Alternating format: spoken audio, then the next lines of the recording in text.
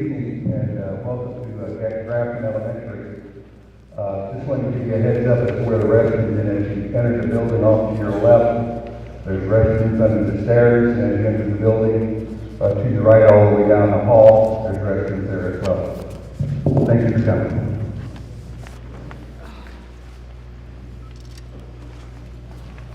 We will need a motion to reconvene the meeting. January 6th, 2016. Probably. I need a motion to reconvene the meeting. So moved. Second.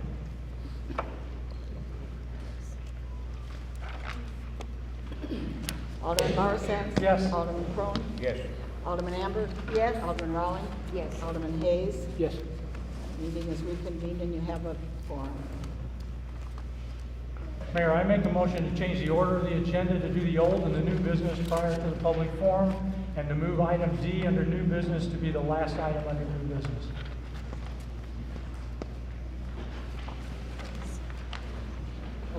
Second. Just a minute.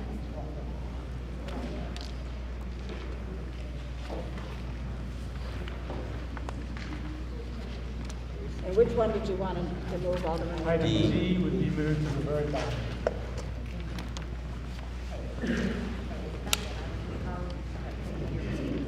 Mayor, you will not vote, but you are free to comment if you wish.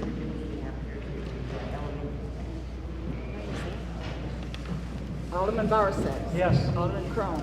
Yes. Alderman Amber? No. Alderman Rowling? Yes. Alderman Hayes? Yes. The agenda is rearranged so that the public forum will be after J. Okay,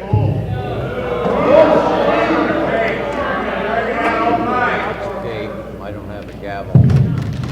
Okay, we're going to proceed and get through this as quick as we can. Don't want anyone to leave, and need a little more cord. Yeah.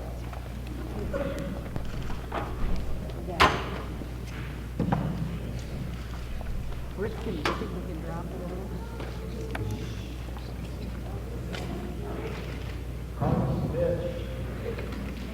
Okay, we need to just be calm and please, this is a grade school and we need to make sure we're, okay. Okay, old business, come on there. Old business. Okay. First item on the agenda is old business, board approval of the contract with RMC to renovate the restrooms at City Hall with direct access only from the Grafton Police Department in the amount of $17,900. I make a motion we do this. I second. This gives the police department a restroom, by the way. Alderman. Isn't that right? One qualification on this, I want to make sure the council understands. This may not be TIF eligible. Mr. Shrimp will have to make a determination if it is TIF eligible. If not, it will have to come out of the general fund. We have to do it. Well, we'll decide that. We're gonna vote on the floor and do it, yeah. Alderman Morrison? Yes. Alderman Crone? Yes. Alderman Amber? Yes. Alderman Carey? Isn't here. Alderman Rowling? Yes. Alderman Hayes? Yes. The motion passes. First item under new business, council acceptance of the resignation of Juno and Associates as the city Grafton engineer. I make a motion that the council accept the resignation of Juno and Associates as City of Grafton engineers. I second. Could I say something, please? Charlie Juneau and his associates did a wonderful job for the city of Grafton from the time I became mayor until recently. I think he has done a great job. I was very much against him resigning, and I just want you to know I think he was a fine man and a good worker for the city.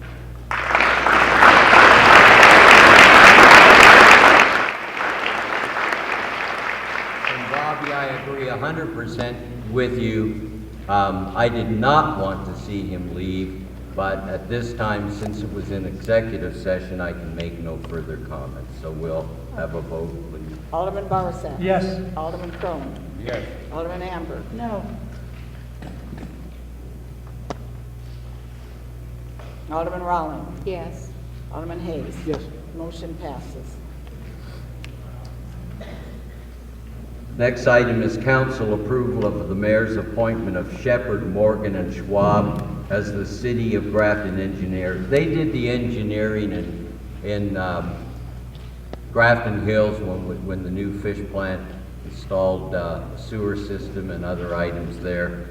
And I've known Cass Shepherd, I hate to say it, but it's been a long time, Cass. We go all the way back to about 1970, so they are a fine firm. And Cass Shepherd, if you'd stand, please. There he is. Great.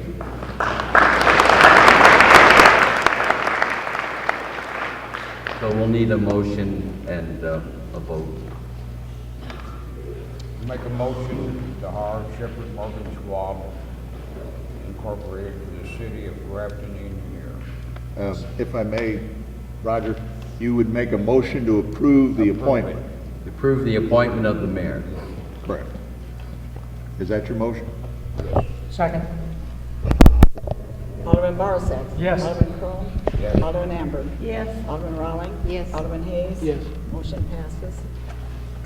Next item, council approval to authorize Alderman Crone to prepare a list of potential structural engineers with cost estimates at the next meeting. And for this list, the structural engineer will be selected to review the structural safety of the two buildings on each side of the demolished building located at 203 East Main Street. Question. Bobby, you requested to have that on the agenda. Is that a responsibility of the city of Grafton to do the structural engineer for those two buildings? I would suggest it, and the reason for that is when the Drake building burned down and the city had to tear it down, we had to repair the walls on the old bank building and the walls on the River Hotel, and the city had to pay for that. Was that city property that burned down? It was FEMA property. Okay. So basically, neither one of these two properties belonged to the city nor the building that was demolished. Exactly. But didn't we think we had a grant to do that, Bobby? Yeah, And then they took the grant away. So the Yes. taxpayers had to pick up the bill. right. So we, That's why I wanted to have somebody say what was wrong, what would be wrong if we continue to take that building down. The singers, because I hate to see the wall collapse in on it. But by the same token, we're asking the taxpayers then to pay this bill. I just want to know. But you've also got a lawsuit going on that piece of property, just like the concrete in front that was ruined, that should be attached to that, just like this here should, the cost should be attached to the property. I have no problem with that. I'm just saying, we need to protect the buildings that are there, if at all possible, before we tear everything down. Should we talk to Singers first and I talked to Joyce Singer. She asked me, is there anything the city can do to help us? I said, I do not know. I will take it to the council. And that's why I asked to have this put on the agenda.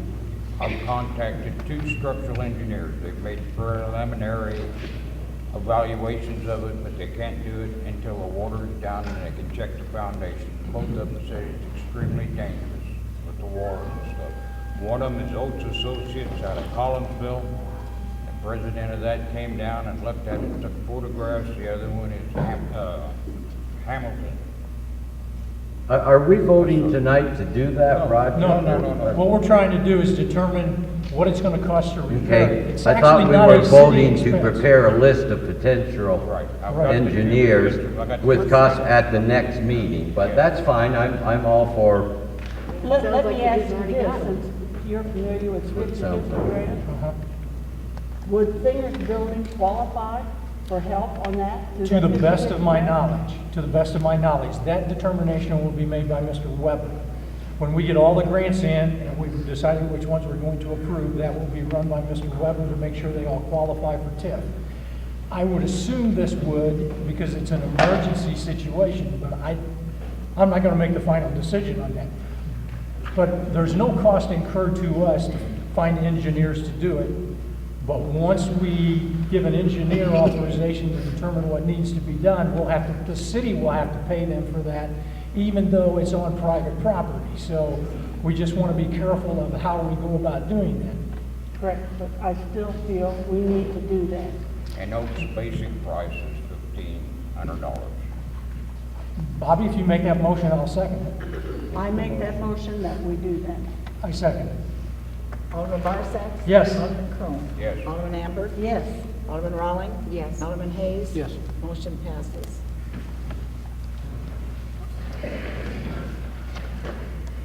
Number D, council, thought- oh, I'm sorry. Well, I'm sorry, it goes down at the bottom. Didn't look at my arrow. Okay, we're at E then. Council approval to direct Alderman Crone to prepare a list of possible solutions and cost estimates for improvements of the public address system in the City Hall council chambers at the next meeting.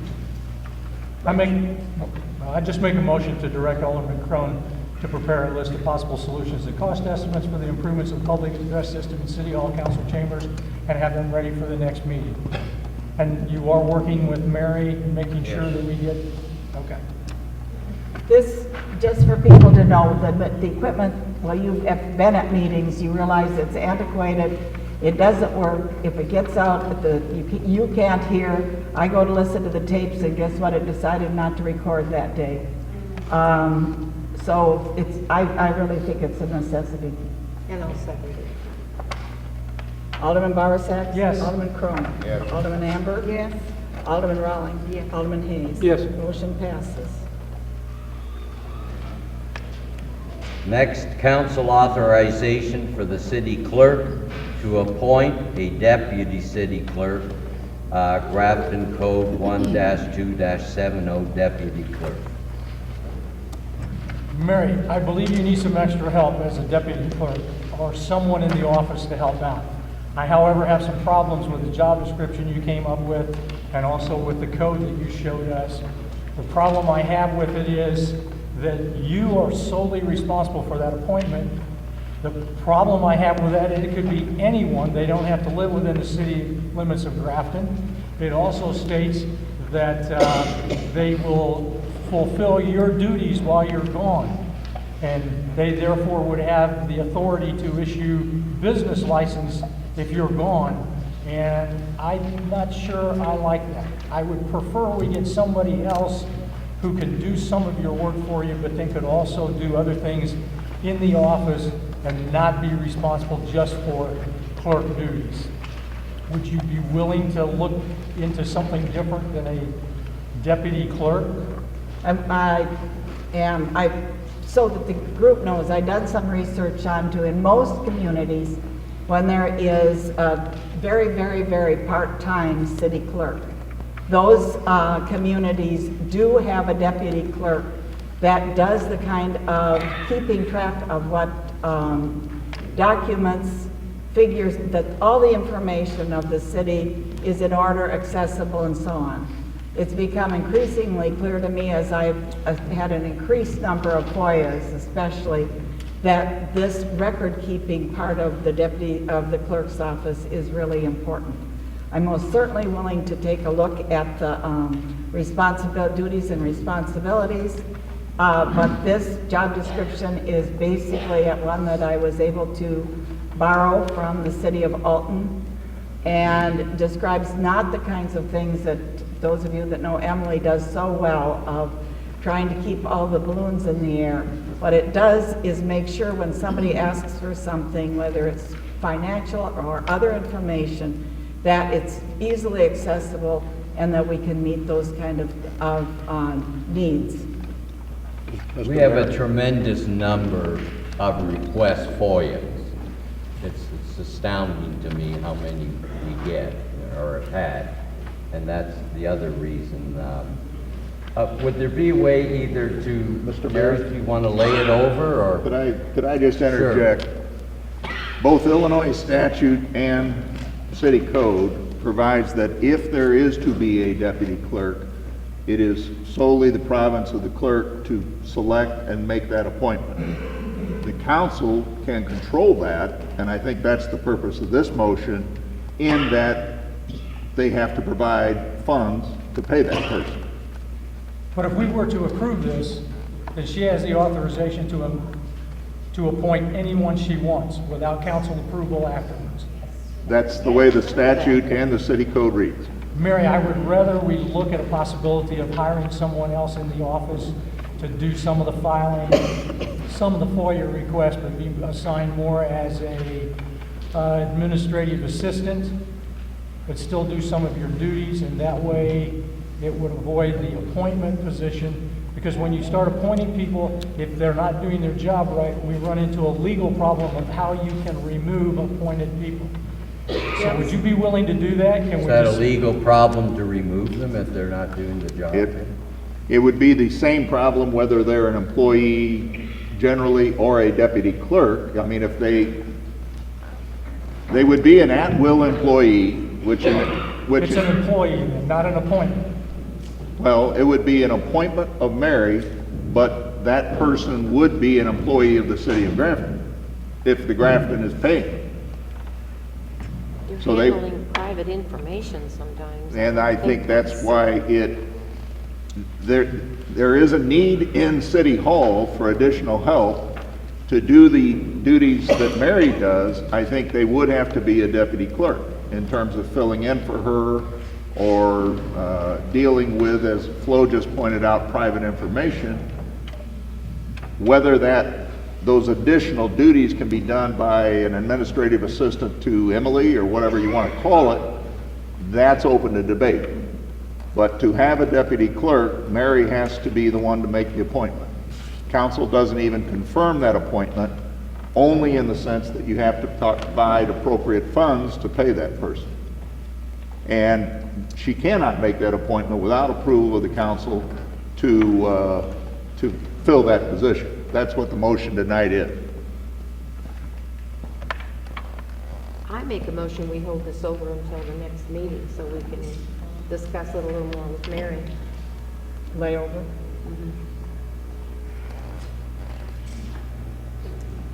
Second?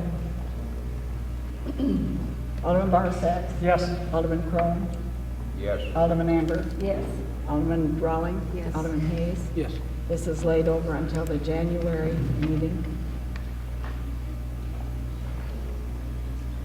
Okay, we're at item G, council approval of a proposal by RMC Construction to supply labor and materials to remove existing fluorescent lights in the City Hall, council chamber, and install new fluorescent lights. And I would point out to you that before you vote on this, that the minutes should reflect that it's my understanding that used fluorescent light bulbs must be disposed of as a hazardous waste or universal waste. And the used ballast in the light fixtures must be disposed of as a hazardous waste by a licensed facility. I do not see anywhere in this proposal or the scope of work that that this disposal issue was covered, but I would suggest for the benefit of the city that Mr. Crone, if whoever is doing this work or overseeing this work, will ensure that the proper disposal actions are taken and is responsible for signing the waste manifest on behalf of the city. Tom, that would be in addition to the 7,660? It shouldn't be in addition, it's just that there is a procedure so that we don't violate the law, Steve, that we have to follow, and it's not there. You know, if we don't do this, somebody might think, yeah, I'll take them home and throw them in the garbage can, and you can't Can do we that. reinstall them in the maintenance building? Probably not a good idea because you can't buy any more light bulbs that fit those. I'm just saying. They don't make them anymore. We've clarified this, it's just included, Roger, as an item that And I'm sure that you and whoever does it can make sure that it's handled this way and that they sign this waste manifest on behalf of the city to cover the city legally. No problem. Okay. Sounds to me like we should take it up with Mr. McIntyre before we. Yeah. Yeah, that's why So I'm maybe- mentioning yeah, it. Maybe we should lay this over too until January. Are you gonna make the motion? I'll make a motion that we lay this over until January and work all those details out about disposal of the fluorescent lights and the fixtures. Second. Alderman Borisek? Yes. Alderman Amber? Yes. Oh, Crone, Alderman Yes. Crone, Alderman Amber? Yes. Alderman Raleigh? Yes. Alderman Carey? Alderman Hayes? Yes. There's always somebody I'm gonna skip over. Okay, I believe we're at H. Council approval of the cost proposal for DeShirla Mechanical for 3 new spotlights for outside City Hall in the amount of $1,265. Motion to approve. Why do we need lights up there? The only thing, the lights, you can see the sign at night. Okay.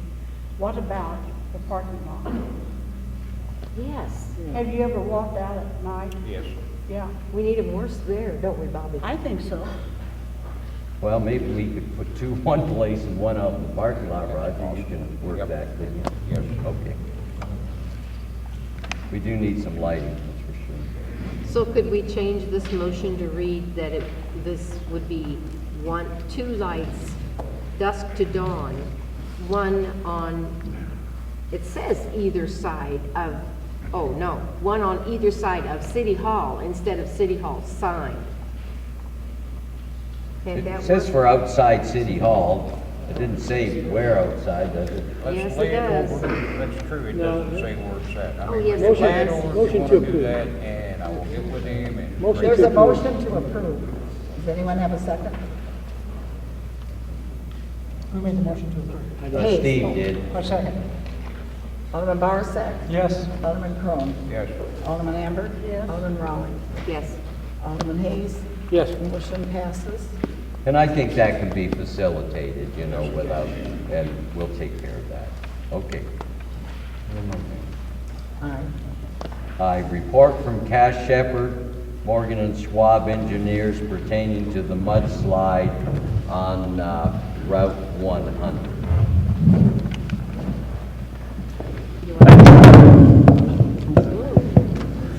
Taking care of eardrums. You want to take it, just hold it like that or take it? You can make it higher.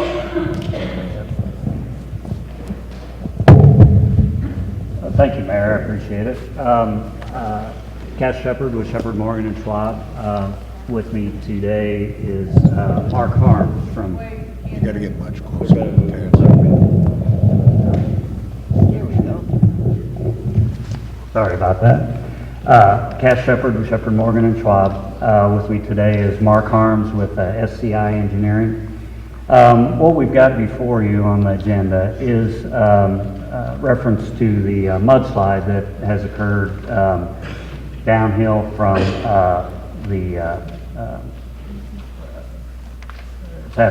downhill from the Wright property, Terra Point. Everybody's probably familiar with that. I don't know if all of you gone up to see it. But the call that came in was from IDOT for the city to provide the guidance for them to remove the material from Route 3 so that they, or from Route 100 so they could open it back up. So, called by the mayor, we got SCI involved, and they've prepared a preliminary report. Do have the report and the exhibits, but thought we could describe that to you tonight. So I'll turn it over to Mark. Yeah, and just, I'll go through a brief oral description of this, and again, there's any support documentation that you might want to look at your leisure would be available afterwards. One thing that occurred, we understand that area, that slope had moved about maybe 10 years ago. 8? Okay, approximately 8 years ago. And from what we've been able to read from the files, the similar mechanisms associated with that movement were also present with this one. A large block of soil has moved down from, I believe it's called, Terra Point. but from the Terra Point access road down towards the river, towards 100. Another large block of soil was moved off of the bluff, and in essence, split into two directions. One, both heading towards 100. One veered off to the side towards a yellow house on Route 100, and another one was towards the Blue Pelican Inn. In that, a lot of the slope debris and vegetation fell over onto 100, necessitating the road closure. In conversations with the state, the maintenance engineer, they wanted the geotechnical engineer to evaluate that to determine whether the removal of any of that debris would adversely affect the stability of the slope. In other words, we didn't want to open the highway only to promulgate more slope movement. We've made 2 site visits and done a cursory evaluation to determine if conditions would be adversely affected by the removal of that debris from the roadway and in essence from the right-of-way, which I believe goes up to the sidewalk. And from that, our recommendation is to look at this in 2 phases. The first phase would be to remove that debris in such a manner that doesn't disturb the upslope material. And then secondly, to look at the potential for additional movement upstream from the block that remains still far up on the slope.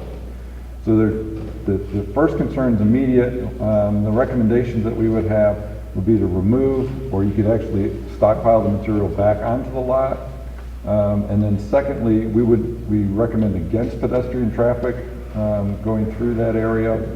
We would also suggest putting up some sort of area not only to prohibit pedestrian traffic, but also to serve as a block, a structure that would slow down any movement should that upper material migrate down to the slope again, or down towards 100. So we've got some basic details in the preliminary report, but it's a place that your public safety personnel should be checking regularly, and particularly during heavy rain events. There is a concern there. Am I correct in my understanding that IDOT will not allow Route 100 to get open until this problem is resolved? The situation is that IDOT requested that a mitigation plan be developed to address how to the limits of the removal of that material that wouldn't adversely affect the performance of that slope.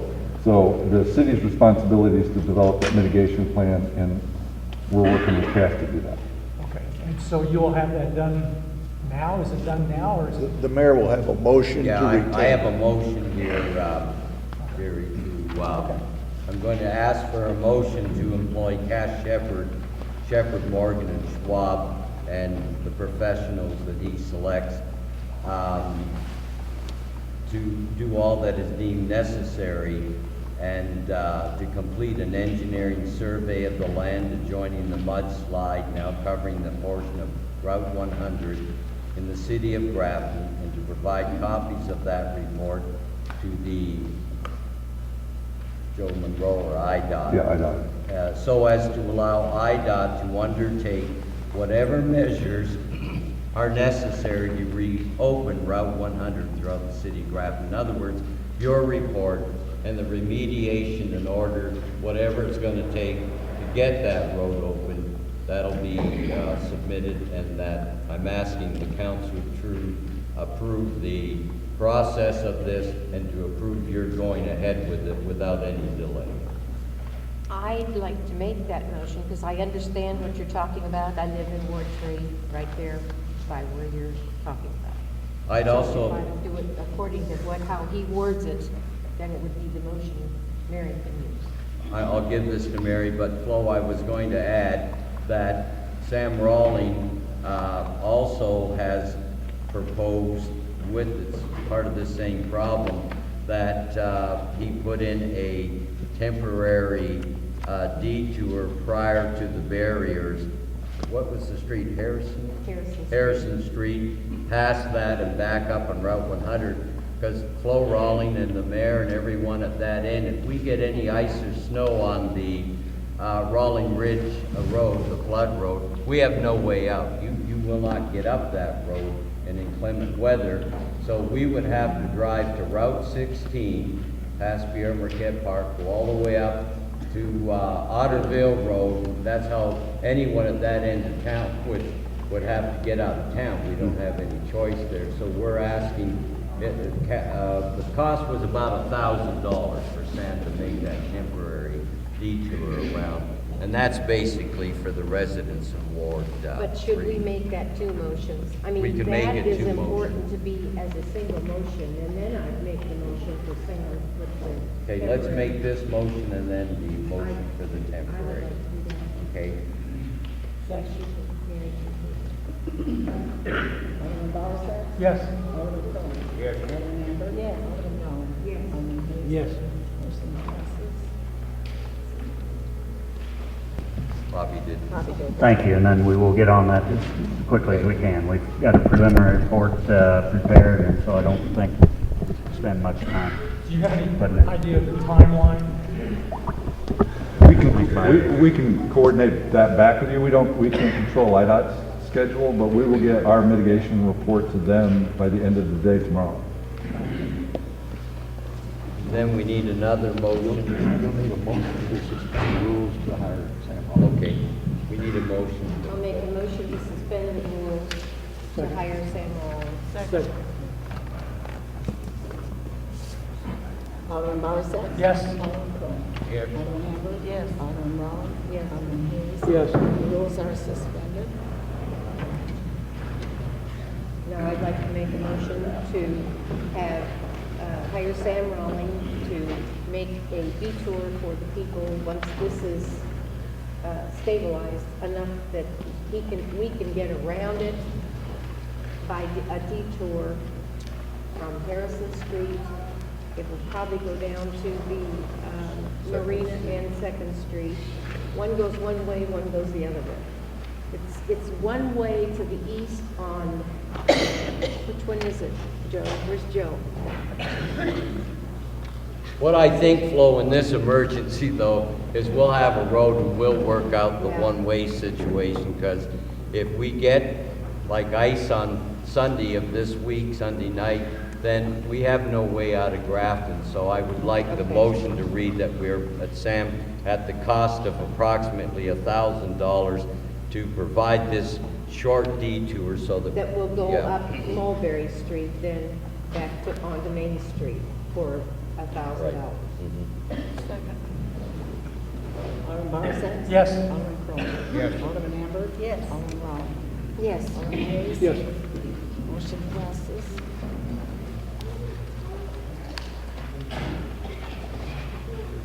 I think that we're now down to Jay.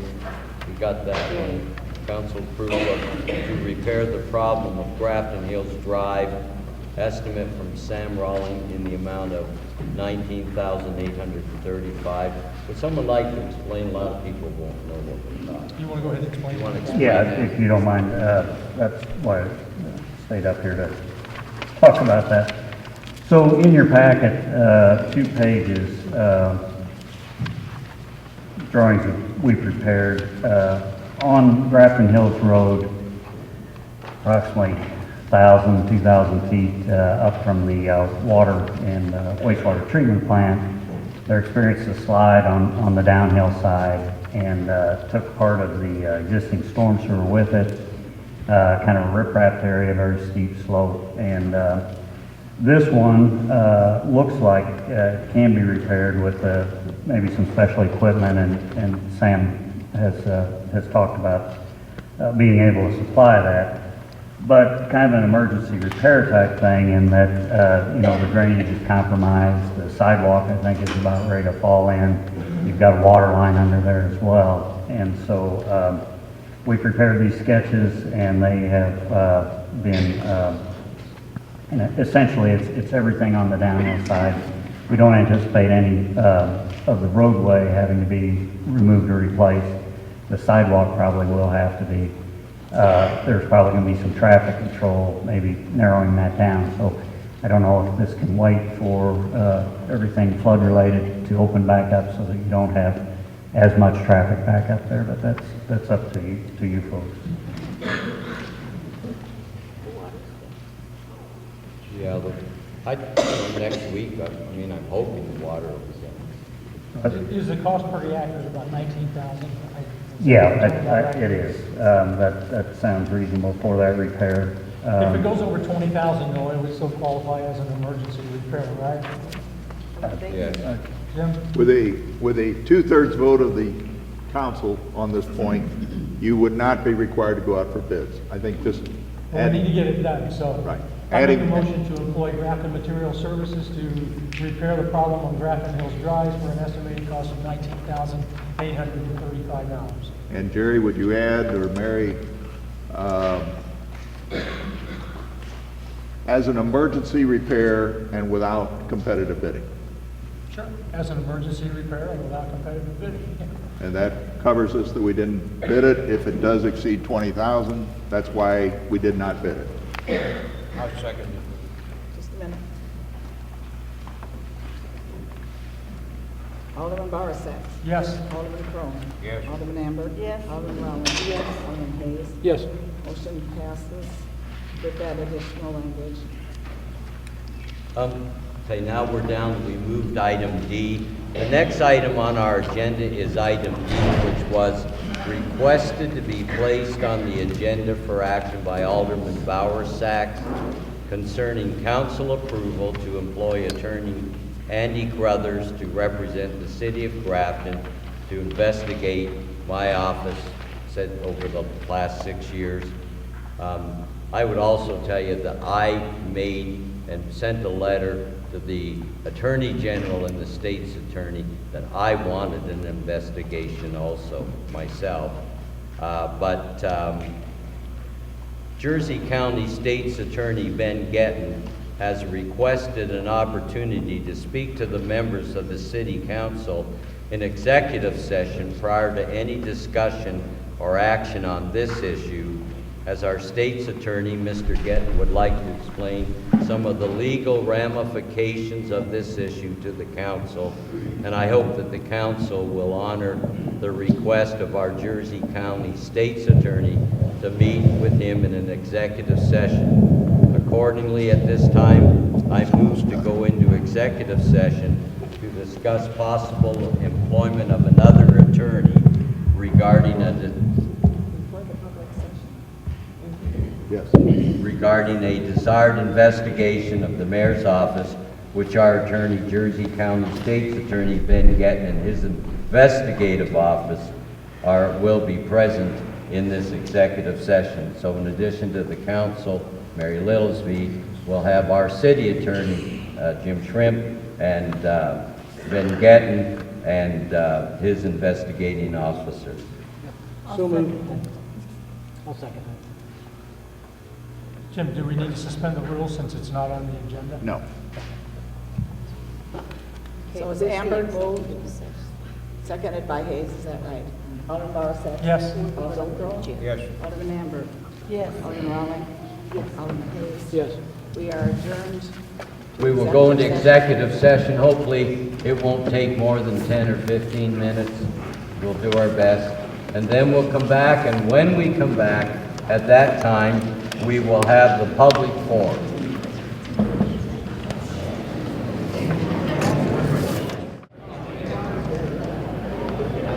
Alderman Borisek. Present. Alderman Crone. Present. Alderman Amber. Here. Alderman Rowland. Alderman Hayes. Here. The meeting is reconvened at 8:20. Oh, we have to, first we have to do the motion. Well, Roger. I make a motion. You might want to speak up Speak up. or give him the mic.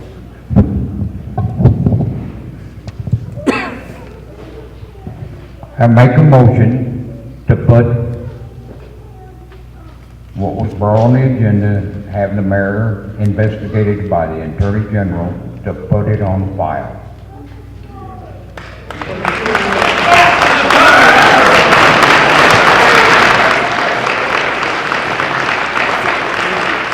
I'll second that. Alderman Borisek. Alderman Rawling? Yes. Alderman Hayes? Yes. Motion passes.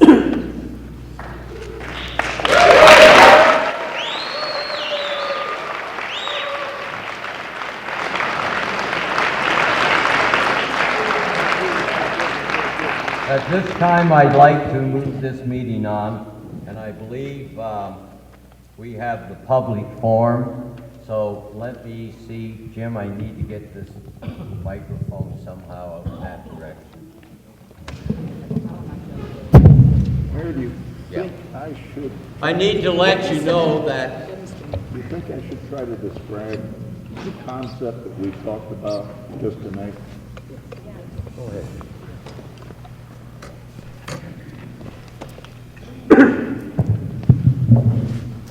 Steve Hayes brought up an idea to me before we commenced the meeting in City Hall tonight. It was discussed again among the aldermen. I don't think I'm violating anything anyone feels needs to be confidential. It was discussed again in an executive session. That idea is that I will try to request from the Illinois Municipal League, where I've been involved pretty heavily for about 40 years, that they may be able to send a person down here with experience in municipal government to act as a, more or less a mediator with this city council and the mayor, with the goal of, in my mind, trying to get accomplished, the past is the past, let's start from here and start working together and quit each side saying, we don't communicate with you, you don't communicate with us. Doesn't matter. The blame of the past we'll try to put in the past.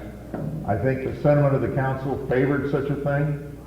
Whether we can actually get it all done, I think we need help from an outsider, and I'm going to try to seek that, and I believe all of the aldermen were in agreement that it is worth trying to do.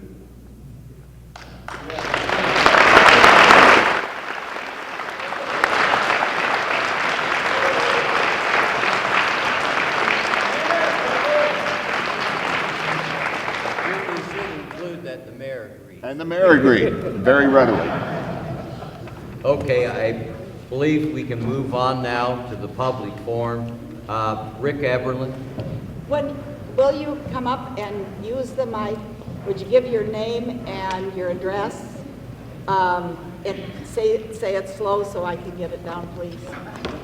And we are going to 3 to 5 minutes, but we will not let you go over 5 minutes at this meeting. Okay, and Mary Littlesby has a stopwatch, so.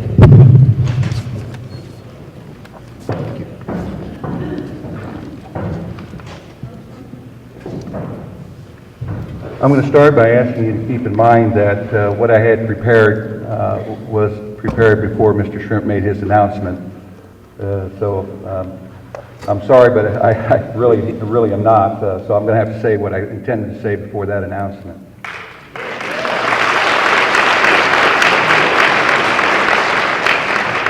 The average citizen who attends these council meetings would ordinarily hope that the information that they receive from their council members and the council as a whole would be 100% factual, or at least presented in such a manner that we would have the confidence that it would indeed be factual information that we're receiving. Unfortunately, it's my belief and the belief of many other citizens that this is sadly not the case. It has become the practice of this council to present information in such a way that the ordinary citizen is left believing what they say must be true. Why would they lie or misrepresent the truth? He or she is my council member. I voted for them. They are my neighbor. They mean well. It is exactly this mentality that they would want you to have so they can carry on in their agenda.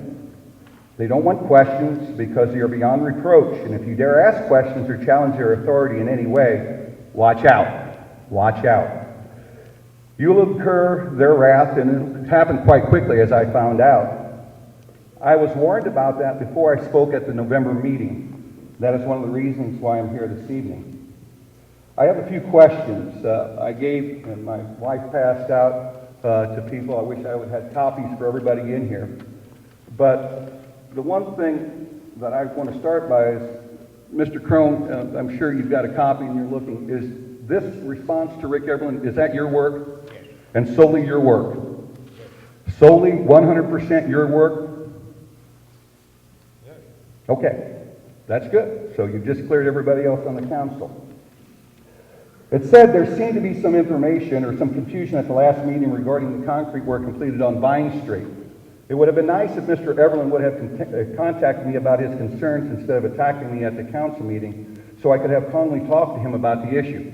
I would like to know when you have ever extended that courtesy, or why wasn't I extended the courtesy of being talked to before this work was done. Never happened. It never happened. And please, I would ask that you would ask for the audio tapes to know that I never attacked Mr. Crone. I simply asked questions that were pertinent to the construction of that curb. And that's also included on the back of that paper, and that's exactly what I asked. I never attacked you as claimed, and the audio tapes will prove that. I simply asked questions in regards to the work that was along my property. You had great difficulty answering them. If you want to follow along as I go through this, and please, I apologize, I could not make as many copies as people are here tonight, but I'll leave copies at City Hall if you want to go through it. But what I have here is 100% fact. Absolutely 100% fact. These things will despair what Mr. Crone presented to my wife, and that was pretty big of you to do it in front of my wife and not in front of me, but you did it anyhow. And so I have to ask, who here on the City Council authorized the survey that was done on Vine Street?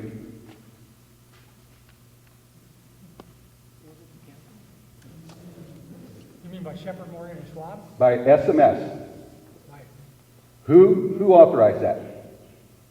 That may have been in a whole series of authorizations we gave. Okay, so Mr. Byersack, if you would, in that there is all the parcel numbers and lot numbers that you gave SMS the authorization to do. That was in the minutes. Our lots and our property in that area is not contained in that. And I found out on Christmas Eve morning, after seeing a survey crew on Jeff Lorton's property, I drove up to him and I asked, I said, hey, what are you doing? Small talk, and they said, well, we're surveying. I said, hey, by the way, are you doing any more surveying in Grafton? And they said, yeah, we got some property on Vine Street to do. And I said, really? I said, is it a whole block or is it personal property? Okay, and they said, well, it's somebody's personal property. And I said, I believe that would be mine. And I'd never met these people before in my life. And they said, well, you must be Rick Eberlin. And I said, that I am. So why would it be that you would order a survey, someone here did, of my personal property? Once again, this survey is not in the minutes. And Mr. Crone, that was ordered by you. So Mr. Crone, I'm going to ask you to resign your position because you have created several ethics violations. I've contacted Mr. Getton. I've got a form for the Inspector General to turn over to the Attorney General. And I would like your resignation for using your position as a public servant to target a private individual. You can see everything in here. Every last thing in here. The bids that you said were put out weren't put out. You gave work to CSR. Okay? You gave it to them. There was no bids. Mr. Cole-Miller, by the way, deferred minutes of his. He gave deferred minutes of his. I'm going to finish. No, sorry, Rick. I'm going to finish.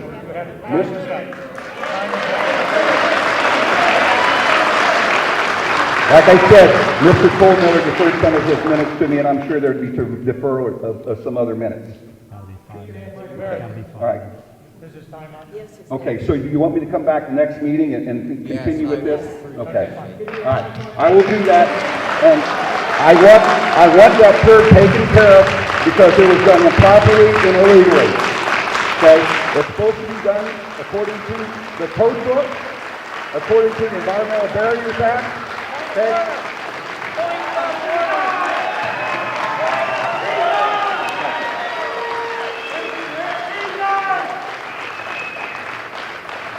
We need to keep this to the 5 minutes, folks. I know. And if you have to go over, then we're going to tell you your time's up, and we'll do it at the next meeting.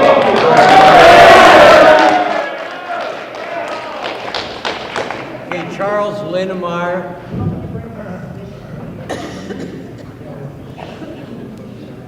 Can you tell me what's your name and residence? No, that's not necessary. We need to get through this meeting. Yeah.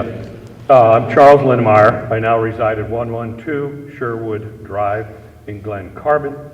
I still own a house in Grafton Hills at 448 Grafton Hills Drive. If anybody wants to buy one, it's up for sale. So I'm ready. I want to thank the mayor and the city council for giving me time to address you. Rick, you did a good job, but I'm not going to be that fiery, unfortunately. In fact, I thought I'd be very clever and put it on my iPad, which I did, but I'm so good at iPads that I lost them when I was sitting here. So this is going to be very extemporaneous, but hopefully I can come across with the same ideas and thoughts that I had on this electronic thing. As you probably know, at one time, until the last election, I was a city councilman here. I was privileged to serve the first ward. I served with everybody on the city council, including Flo, who just left, except Roger Crone. I didn't serve with him. Steve was on the first time, and in that time, so it's about 7 years, I was first appointed by Mayor Mosby. Then I ran for election and won 2 elections.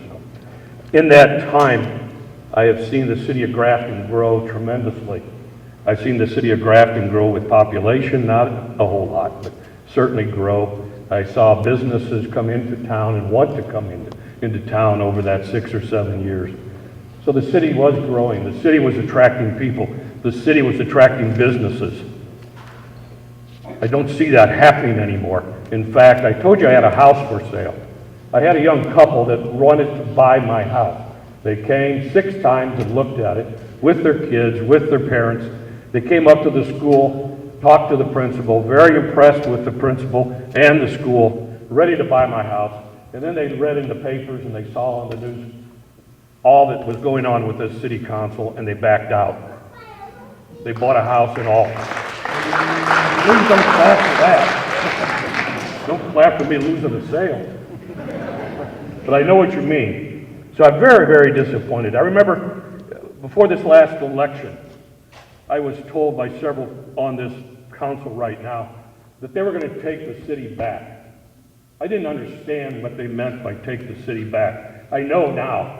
I thought take the city back, back means I'm going to take it with me. We're going to go back.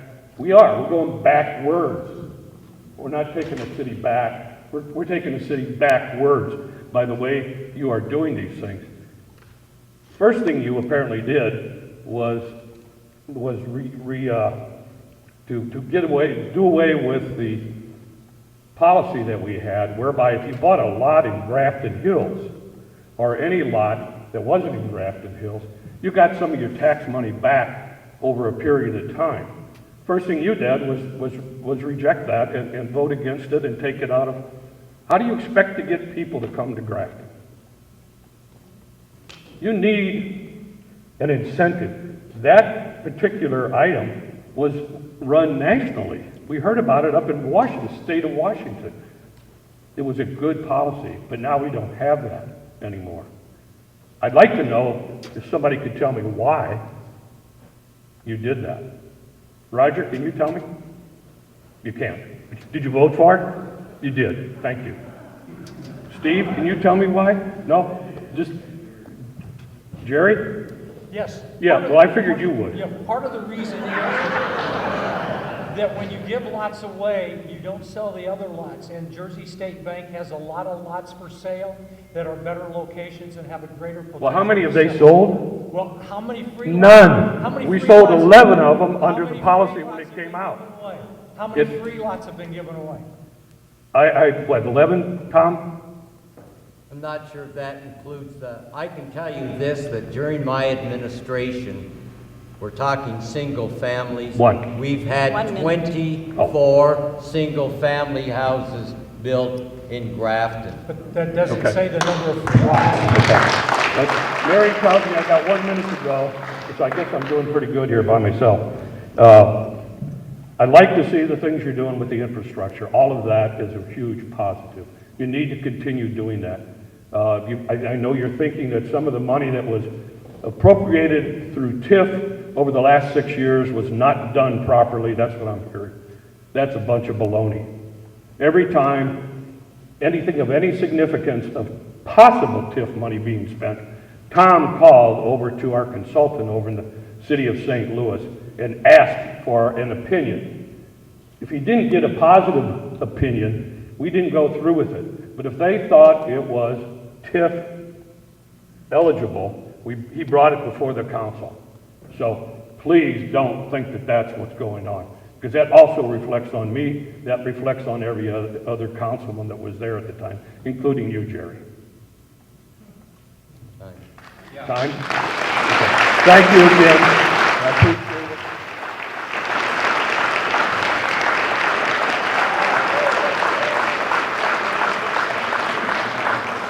Scott Adams.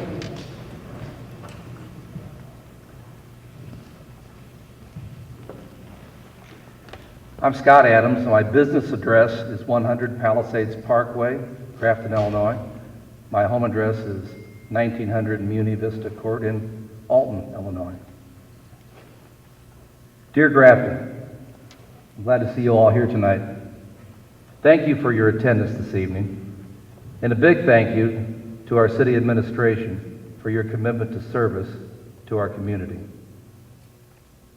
I'm coming to you this evening not only as a taxpayer, but also as president of Adams Development, with residential and commercial property developments in the city of Grafton. I'm also speaking to you as president of Raging Rivers Water Park, with over 150 fellow employees as we prepare for our 27th year of family entertainment in the city of Grafton. Over these past months, Grafton's leadership has moved our city forward by 1, joining Grafton to the Jersey County Enterprise Zone.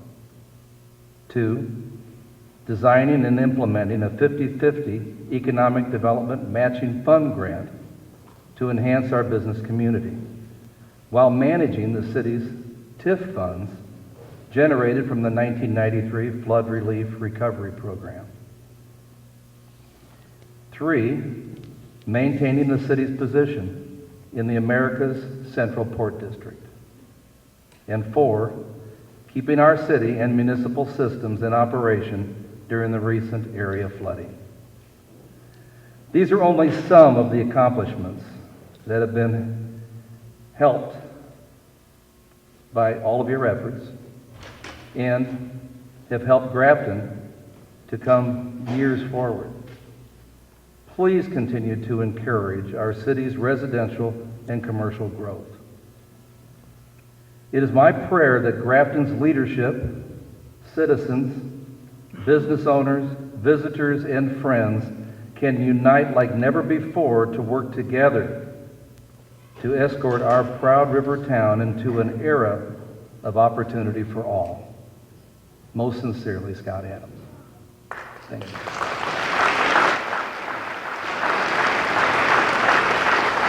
There's one here. Mike Miller.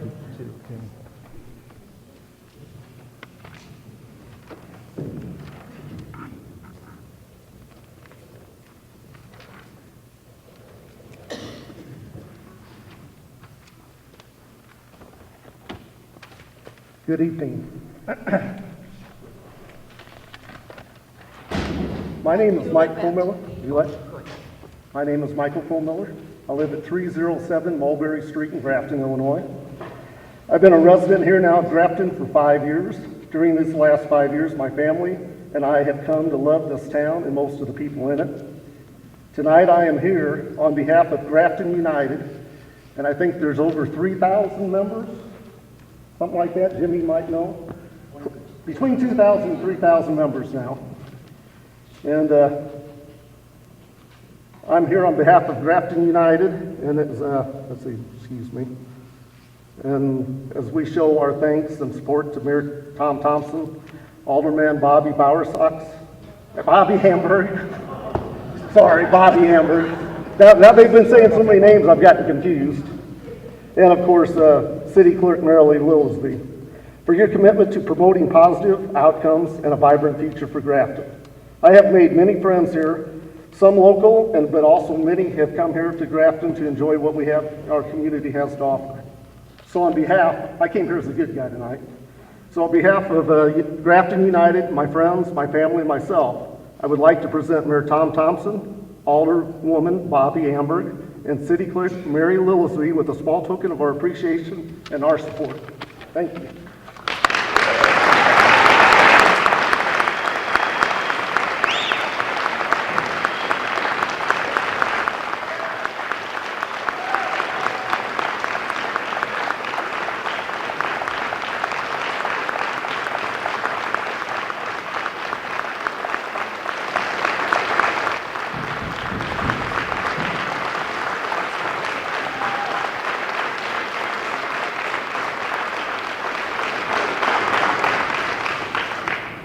Thank you very much. Thank you. Ken Pfeiffer.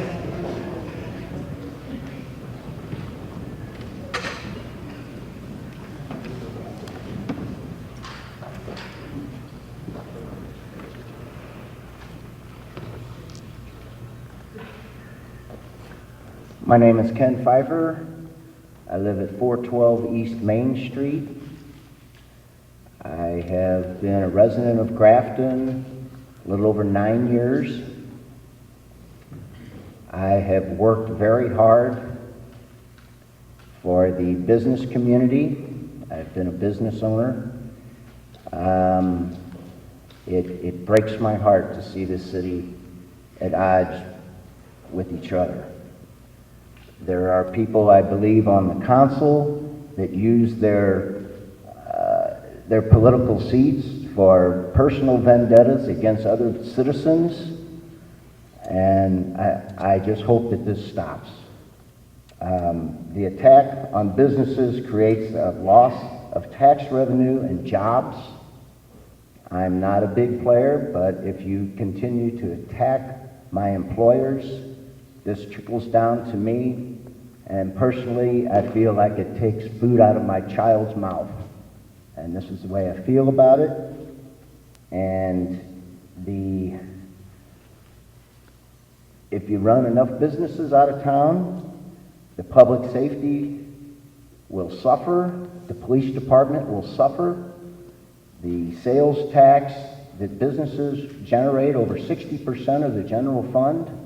I don't know how your budget works, but I don't understand where you'll make that money up. There'll be an increase in property taxes, and frankly, it's an embarrassment to this town. Thank you, that's all I have to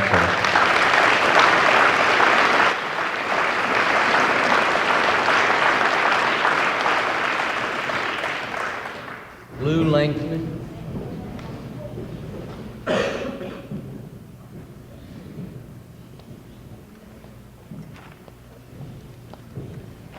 Good evening, everyone. Thank you to the council for allowing me to speak. I live at 311 Captain's Court, Grafton, Illinois. My name is Lou Linkman. The actions of the council in some instances are well-intended. Most will admit that the work accomplished on the sidewalks was a long time coming. I feel that the work accomplished on the sidewalks in general was a vast improvement over the broken and cracked and missing sidewalks that we had. The issues lie with the contractor apparently not completing the jobs in accordance with public law concerning the Adults with Disabilities Act of 1978. For this, the contractor must be held accountable, and the repairs should be made in a timely manner when weather permits. All future projects should take these specifications into account. As a person with a hearing disability, I and many others in this room would appreciate all of the council speaking into their microphones so that they can be heard. We want to know what you say. We can't hear it if you don't speak into the microphones. It is a common courtesy for those of us trying to hear what each of you have to say. The flooding appears to continue to be a way of life in Grafton. Substantial flooding in 1 year is enough to test the tenacity and budgets of any small town. We will come out of this and move on. In the meantime, there is an accountable question for the council. Is it at all possible to utilize our volunteer fire department to have them exercise and inspect their fire hydrants and fire equipment and utilize the hoses and trucks to clear the sidewalks, gutters, and side streets from one end of town to the other? I know that previous floods, mud, and gravel runoff continued to be on sidewalks for weeks, months, and in some cases years, causing a hazard to residents and visitors long after the floodwaters have receded. I know that this is a requirement for this equipment to be inspected. Why not use it in a positive way for the city? This is something that would help all of the citizens of Grafton from a safety and cleanliness standpoint, irrespective of political affiliation. Some 5 months ago, I asked during the public forum for each of the council members to provide the citizens with 3 things that they were intending to do that were positive actions for the city and its citizens. To date, this request has gone unanswered. Is there any answer from any of you? 50-50 grant. Thank you, that's one. That's wonderful. I'm glad you brought that one up, Jerry. That's the only one, unless somebody else has something else to say. I asked your husband for any ideas he got, he usually gives them to me, and I try to accomplish everything. Very good, Roger. I know you did a lot of work on the sidewalks, and I appreciate that if nobody else does. We're updating your ADA parking. ADA parking, was it done to specification? Yes, they were. Okay, good. That's 4 things.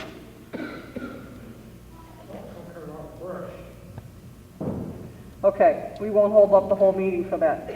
The point is that if the council members are going to participate in government, they should be accountable to the citizens. They should not just be puppets nodding their heads. Perhaps this could be a New Year's resolution by each of you to report back on what your improvement agenda is for the city. I too was once a civil servant. Having served both 20 years in the military and having served as a civil servant for the federal government, I know and understand how civil discourse occurs. The continued actions of the council to be rude, disrespectful, and non-responsive to citizens requesting positive actions is something that I know would have cost me my job. Each of you need to really think about your professional code of ethics as a civil servant. Each of you were elected to serve your constituents and the city as a whole.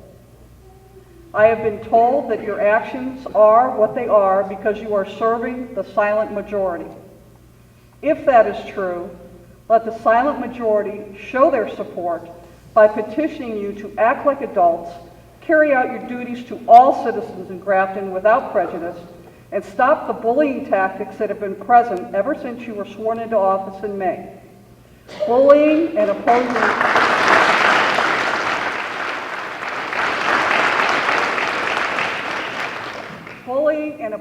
any idea that the mayor or Councilwoman Amber may bring forth just for the sake of proving that you can vote the measure down does not mean that the idea was not in the best interest of Grafton. It just means that you are once again successful in using your positions as a bully pulpit. For the sake and welfare of Grafton, do the right thing, support positive growth and outcomes for Grafton businesses and citizens, act like civil servants, and serve the people you represent, or resign your positions. Thank you.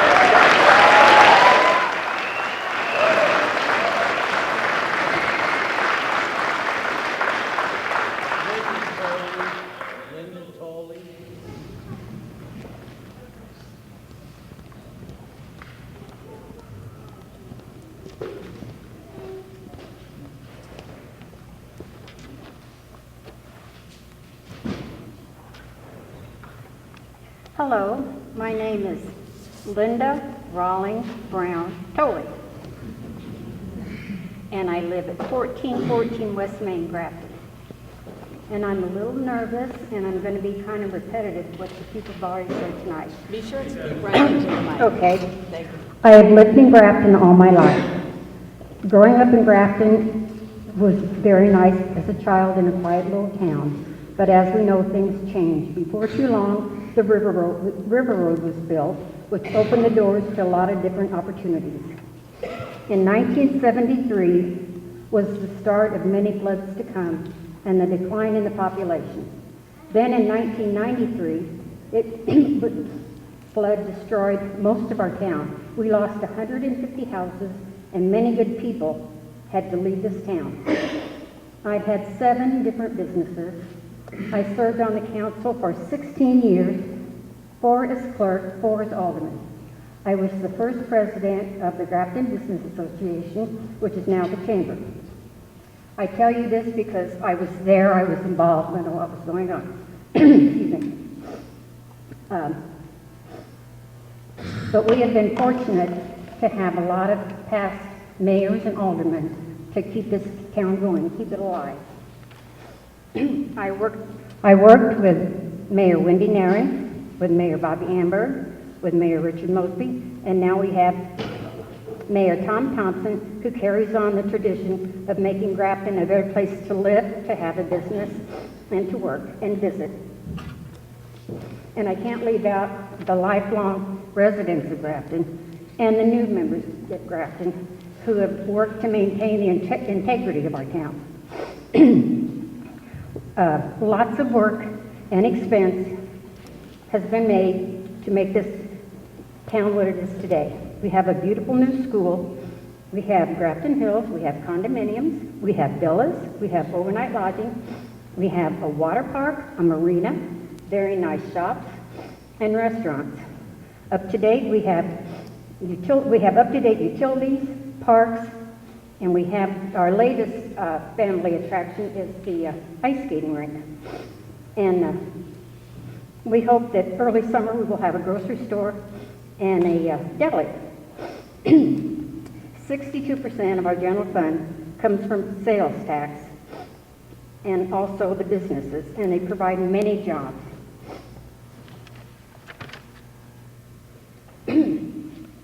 Mayor Thompson and Alderman Amber strongly support the residents and the businesses of this town. Without the businesses, city revenue goes down, and that supports our police, maintains our city, and many other things. And if we lose the revenue from the sales tax, then our property tax may go up. And it's just a trickle-down effect. If we don't, if there's not money in the town, if there's not people, if there's not businesses, do we lose our bank? If there's not incentives to get people to come to Grafton and build, do we lose this nice school? Without encouragement to people, we have to get them to move to Grafton. And I'm sure Mayor Thompson and Alderman Amberg will make that happen. I've known Ed Amberg all my life, and I know Bobby Amberg most of my life. I've known Tom and Mary Thompson for about 25 years. And Mary, I don't know you very well, but I think you're pretty popular with all these people.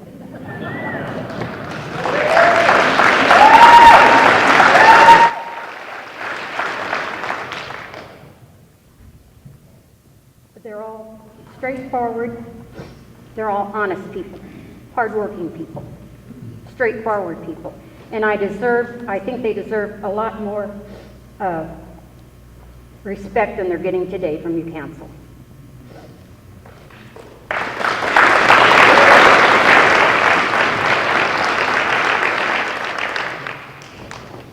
Tom and Bobby do not have their own agenda. They continue to rise above the pettiness, the little secrets, and the vengefulness. They are not on a power trip.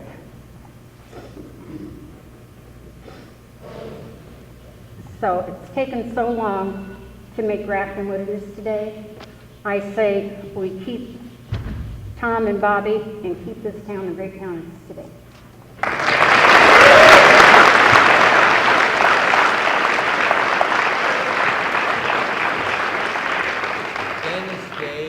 Dennis Day.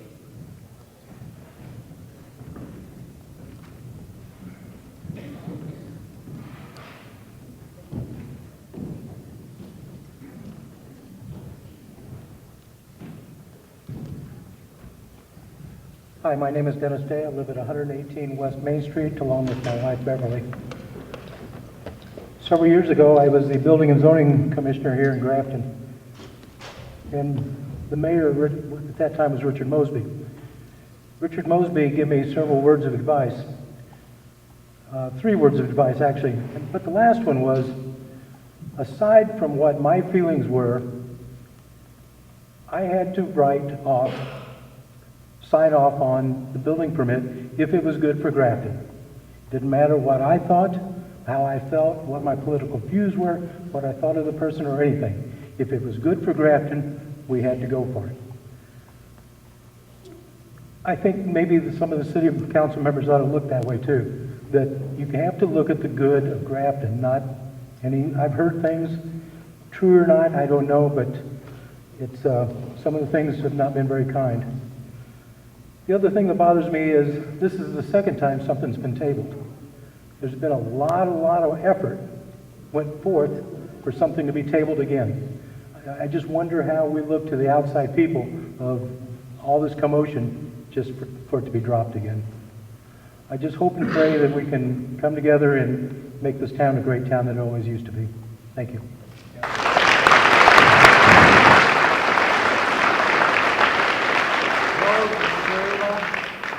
Joe DeShirla?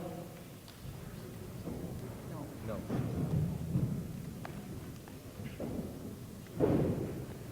Laura Stem removed her name from the list. Joe DeShirla? Just a minute. Laura's. Oh. I'm sorry, we received false information. Laura, do you want to speak, please? Laura? We got some information that she wouldn't be speaking tonight, but we're happy to have you speak, so thank you. I was on the agenda and I made my speech, so I better say it. Oh, we want you to speak. Okay. People in this community, like Tom, Bobby, Mary, and many of the people in this room, truly care about the success of Grafton. Last week, when the flood came up so quickly, I was so proud to be part of the community. The people that came to help us and the people that came to help their citizens and businesses were absolutely amazing. With that being said, while we were moving our garage out, my brother-in-law noticed a man taking pictures. Come to find out that you 5, excluding Bobby, were worried about turning Kurt and me into FEMA for my driveway that's under construction on a new construction home than the homes and businesses that were being affected by the flood. In another instance, when you 5 had the zoning officer come to my house regarding my supposed finished basement that you later realized that you thought was wood floor that was actually stamped concrete, I remember Sarah Carey informing him to go back until he finds something and keep going back until he finds something. This is just 2 examples of the numerous times that you have wasted city's time and money coming after us and many other great people in the community due to personal vendettas. My name is Laura DeShirley-Astin, and I want to ask this council to either start caring about the people of Grafton, the business, and the economic growth in this community rather than personal vendettas that you so clearly have, or resign.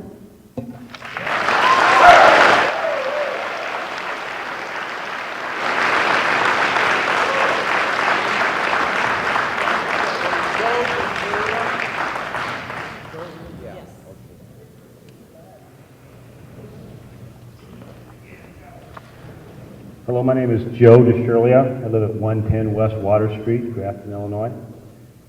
Thank you for this opportunity to speak today. I support Mayor Thompson, Alderman Amberg, and Mayor Lillsby. Councilmen should not govern based on vendettas, personal grievances, and old grudges. We have been under attack by this group of 5 aldermen. They have attempted to destroy our business and impede the construction of our new homes. We have been constantly attacked at council meetings and chosen and have been advised by attorney not to respond. We have always believed in taking the high road until these latest attacks that included our daughter and son-in-law. In the most recent example, the council sent a city zoning officer to take pictures of our driveway while Jan and I, our daughters, son-in-laws, and grandkids were trying to evacuate our lower level of our home during the flood, as well as getting the marina prepared. They then contacted the FEMA director in an effort to hurt us in some way. These actions are not the actions of a council person that has the community's best interest in heart. Councilmen should not try to govern based on these personal grievances and vendettas. They should instead govern based on what is best for the people of Grafton. Our council should have been trying to help people during these rising waters. The flood came so fast we had little time to prepare. Instead, our council once again takes the kick them while they're down approach. I'm sorry Flo left, but Flo Rawlings and Jerry Bowersax were the aldermen that contacted FEMA in this particular instance. Once again, their quote was to get us, and they failed. FEMA has backed and supported us at the marina since the very beginning. We have hard evidence through emails that Flo Rawlings and Jerry Bowersax did this at a time when we were trying to move out of our basement to get the marinas ready for this major flood. There are so many other examples we could give of this council trying to damage our business. And we are sure that they will continue to come after us and, quote, get us. We have been told by several aldermen that they have made the comment that they're going to get us. I hope the newspapers, the peoples in this room, and the citizens of Grafton keep a good eye on this council and call them out when they try to destroy the very people that they were elected to serve. We know of other plans they have to try to do us harm. When Flo ran for office, we thought she would be okay. We thought that she would at least be honest and have the community's best interest. Flo's not here, but we even tried to defend her during the motorcycle fiasco. But Flo, if she was here, I would tell her arrogance and disrespect for the community should not be tolerated. Jerry Bowersax, your style of get-even politics has no place in this nice little town of Grafton.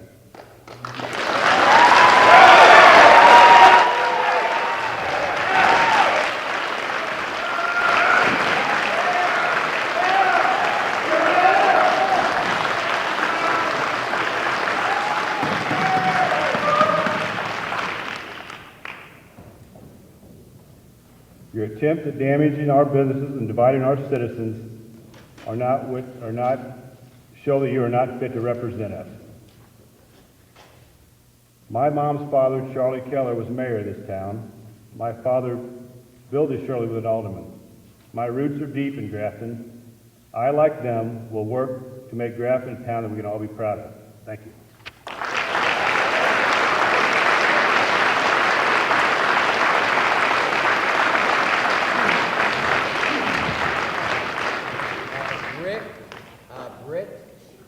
Britt. Thank you.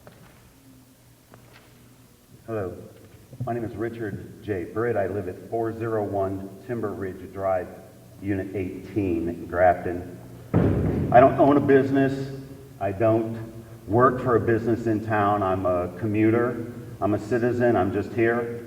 So I don't really have a dog in this hunt. So I think I'm kind of representing the guys just watching. And so with that in mind, I just want to say that while others here tonight have already spoken about the positive changes that have taken place in Grafton since our current mayor's election, I don't want to go over that again. I want to go directly to my point, and that is the recent election which led to the creation of this new city government and the machinations which took place at that time, leading to our present discontent. Several of these new council members had campaigned with the slogan, "Take Back Grafton," which was mentioned earlier, and were elected with exceptionally narrow vote margins. "Take Back Grafton" is a brilliant campaign slogan which presumes that some dark, sinister force threatens Grafton's existence and that heroic guardians are needed to resist it. And I assume that some of you see yourselves as the heroic guardians. It presumes also that the town belongs to you, the would-be guardians, and that the threat is from outsiders, often referred to on social media as carpetbaggers. Nothing could be further from the truth. The mayor has worked diligently to support the expansion of business, and he understands, as do I, that most, if not all, of the businesses are owned and run by fine and honest folks who are also citizens and residents of Grafton, most of them much longer than I. I've been here since 2007, 8 years. I consider Grafton to be my home. I've raised a daughter here. She will remember this as her childhood home, much as many of you remember it as your childhood home. The notion that my family is somehow a family of outsiders, or that we're not true Graftonites or Graftonians, however it's announced, simply because we moved here only recently, is both hurtful and untrue. This is our home, too. Now, in response to Take Back Grafton, I have to ask the questions. Take Grafton back to where and from whom? Back to the post-1993 era of near bankruptcy? Back to a time when nobody wanted to visit the town? Those who already lived in town couldn't get out of it without simply walking away and taking a severe loss? And if you look at the Wikipedia page, a full 1/3 of the population left after the flood of 1993. Now, you've had 2 decades to do something about that, your families and those that you grew up with. So that brings me to the question of who are the people who have allegedly hijacked the town away from you?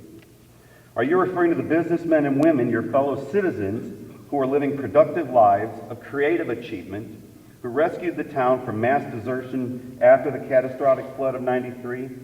These are people with vision. They invested their own money at great risk because they saw the potential for what Grafton could become, which today is the preferred day trip destination of the nearby St. Louis affluent.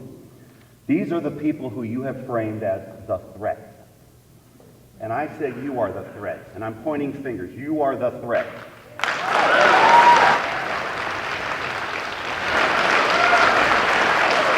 A city council whose apparent aim is to destroy the businesses of the community, to reverse the trend of economic recovery which has brought Grafton back from the brink, is not what we need. And attacking and opposing this fine mayor with a trumped-up no-confidence vote, which now has been told to you to your very faces is a waste of your time, which was the line I was going to say next. What a waste of time and effort. You strike me as talented people. You particularly strike me as very intelligent. Like Lex Luthor, you could just focus your intelligence on something positive and something good might come of it. Oh, man. All right.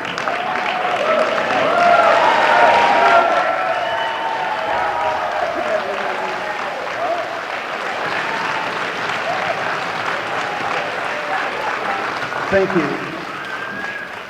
If you have more to say, and I understand it's hard sometimes. We have a meeting on the 19th, so if you haven't finished critical areas, you can ask to be on the public forum again, but we do have to limit it to 5 minutes. I want to thank all of you who were here and are here tonight, all of you who participated. I think that this is the greatest form of democracy, the First Amendment, the right to free speech, the right for people to assemble, and the right for you to demand of your government what is best for the city of Grafton. The government is not just us sitting up here. The government is the people, and we're here.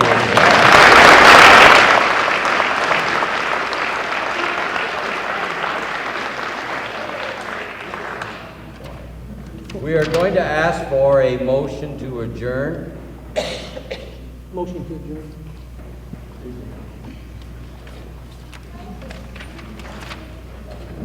Second. Alderman Barset? Yes. Alderman Trump? Yes. Alderman Amber? Reluctantly, yes. Alderman Hayes? Yes.